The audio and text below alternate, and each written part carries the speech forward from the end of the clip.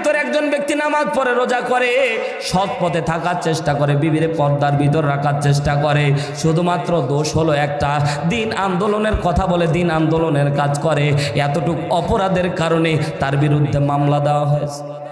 কথা জোরে বলেন ঠিক না বে ঠিক?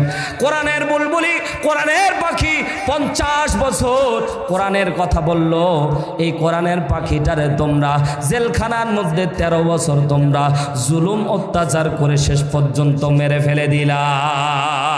আল্লামা সাইদি তুমি মরনি, শহীদ হয়েছ তুমি এটাই জানি।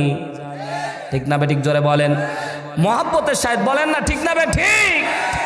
কোনোদিন আপোষ করেনি ভাই, আল্লাহর কসম, যদি তিনি আপোষ করতেন বিশাল বড় পদে থাকতেন। আল্লামা সাইদি তুমি মরনি, শহীদ হয়েছ তুমি এটাই জানি, শহীদ হয়েছ তুমি। কারাগারে কাটালে 13টি বছর, বাতিল কেঁপেছে তোমায় দেখে থরথর। তুমি যে ছিলে মোদের নয়নমণি, শহীদ হয়েছ তুমি এটাই জানি। পক্ষান্তরে আরেকটা নেতা বাংলাদেশ থেকে পালিয়েছে, তার কথা বলবো। ওগো হাসিনা তুমি হারনি, পালিয়ে গেছ তুমি এটাই জানি, দাদার দেশে গেছো এটাই জানি। কথা জোরে বলেন ঠিক কি না?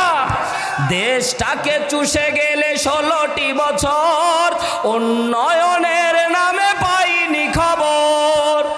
কথা জোরে বলেন ঠিক কি না? দেশটাকে চুষে গেলে 16টি বছর, উন্নয়নের নামে পাইনি খবর। তুমি তো ছিলে শয়তানের নানি।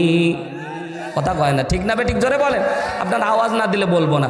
তুমি তো ছিলে শয়তানের নানি, পালিয়ে গেছ তুমি এটাই জানি, দাদার দেশে গেছো।